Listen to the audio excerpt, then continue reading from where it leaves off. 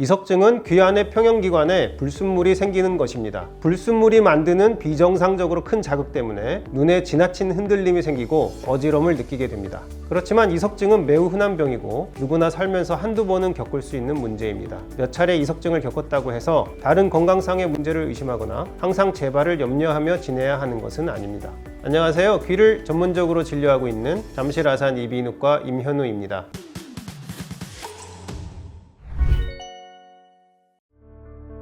우리 몸에는 평형 기능이 있어서 항상 몸의 균형을 잡아주고 있는데 이 기능에 혼란이 생기면 어지러움을 느끼게 됩니다. 사람이 몸에 비해 작은 두 발만으로 균형을 잡으면서 넘어지지 않고 서 있는 것은 사실 생각보다 어려운 일입니다. 땅으로 쓰러지지 않게 중력을 이겨내면서 몸을 지탱해야 하기 때문입니다. 복잡한 평형 기능이 항상 작동하고 있기 때문에 원하는 대로 움직이면서도 넘어지지 않는 것인데 여기에 문제가 생기면 어지러움을 느끼게 됩니다.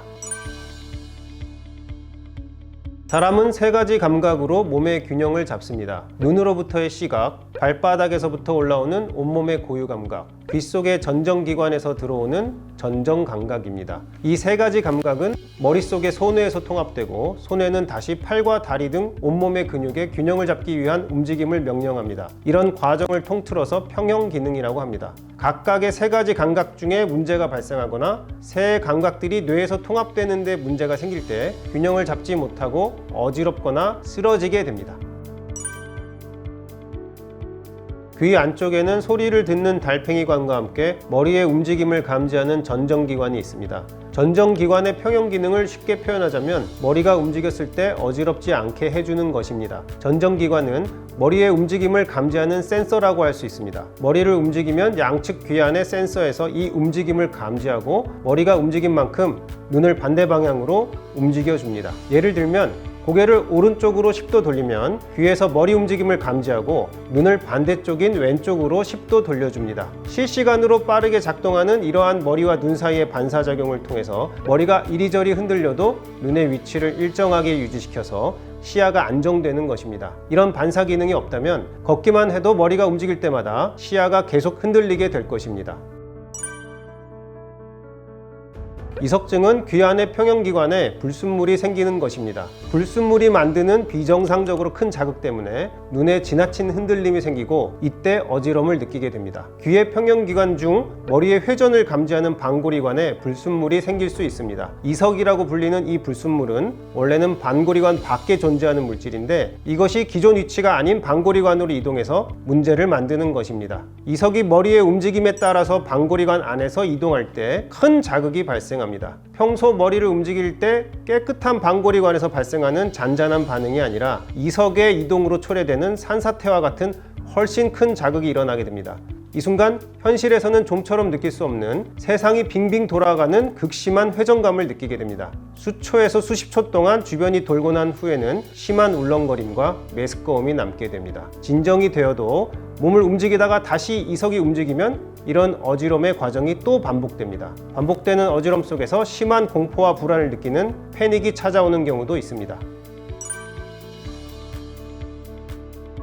이석이 원래 붙어있던 위치에서 어느 순간 떨어져 나오게 된다면 처음에는 증상을 느끼지 않습니다. 떨어져 나온 이석은 보통은 수면 중 누워있는 사이에 중력을 따라 반고리관 안으로 이동하게 됩니다. 반고리관에 이석이 들어가 있는 상태에서 아침에 일어나거나 새벽에 화장실을 가는 일이 생기면 그때 처음 이석이 반고리관 안에서 이동하면서 심한 어지러움을 만들게 되는 것입니다. 이석증이 생기면 어지러움과 함께 비정상적인 눈의 움직임이 발생합니다. 귀의 평형 기능은 머리의 움직임을 감지하여 눈을 적절하게 움직여주는 것입니다. 그렇기 때문에 평형 기능에 잘못된 신호가 생기면 정상적으로는 관찰할 수 없는 특징적인 눈의 움직임이 발생합니다. 어지러움이 있을 때 발생되는 안구의 흔들림의 양상을 확인하고 기록하기 위해서 비디오 안진 검사를 시행합니다. 고글을 쓰고 어둡게 하여 물체를 고정해서 볼 수 없게 한 상태에서 안구의 운동을 특수 카메라로 세밀하게 추적합니다. 여러 조건에서 분석된 안구의 움직임을 통해 이석증의 유무와 어지러움의 원인을 진단할 수 있습니다. 귀에는 한쪽에 3개씩 총 6개의 반고리관이 있습니다. 이 반고리관에 이석이 들어가서 자극하면 어지러움이 발생합니다. 검사를 통해 어떤 방골이관에 이석이 들어있는지를 확인합니다. 이석증이 확인되면 이석이 방골이관으로 들어간 길을 따라 다시 빠져나올 수 있도록 합니다. 이석이 중력을 따라 움직이기 때문에 머리를 돌리고 자세를 바꾸면서 이석이 빠져나오도록 치료를 합니다. 한두 번의 치료로 해결되는 경우가 많지만 때에 따라서는 몇 차례 치료를 반복해야 하는 경우도 있습니다. 이석이 감각기관에 들러붙어 있어 바로 빠져나올 수 없는 경우에는 진동기를 이용해서 치료하기도 합니다. 이석증은 어지럼증의 가장 흔한 원인이지만 갑자기 어지럽다고 해서 모두 이석증인 것은 아닙니다. 이석증은 평형 기능이 과도하게 자극되어 발생하는 어지럼입니다. 반대로 평형 기능의 기능이 제대로 작동하지 못하거나 기능 자체가 감소해서 생기는 어지럼도 있습니다. 평형 기관으로부터의 신호에 이상이 생기기 때문에 이 경우에도 눈의 움직임에 이상이 발생하게 됩니다. 기능 저하로 인한 어지럼은 일시적인 경우도 있고 지속되는 문제인 경우도 있습니다. 이석증이 아닌 평형계통 기능의 문제인 경우 일정 기간 약물 치료와 경과 관찰이 필요하게 됩니다. 일시적인 문제로 판단될 때는 더 이상의 조치가 필요하지 않지만 지나치게 자주 반복되거나 계속 지속되는 경우 추가적인 정밀 검사와 MRI가 필요할 수도 있습니다. 이석증이 워낙 심한 어지럼을 일으키기 때문에 단 한 번의 이석증 경험으로도 재발에 대한 두려움이 생길 수 있습니다. 여러 차례 이석증을 겪었다면 이러한 두려움은 훨씬 커지게 됩니다. 그렇지만 이석증은 매우 흔한 병이고 누구나 살면서 한두 번은 겪을 수 있는 문제입니다. 몇 차례 이석증을 겪었다고 해서 다른 건강상의 문제를 의심하거나 항상 재발을 염려하며 지내야 하는 것은 아닙니다.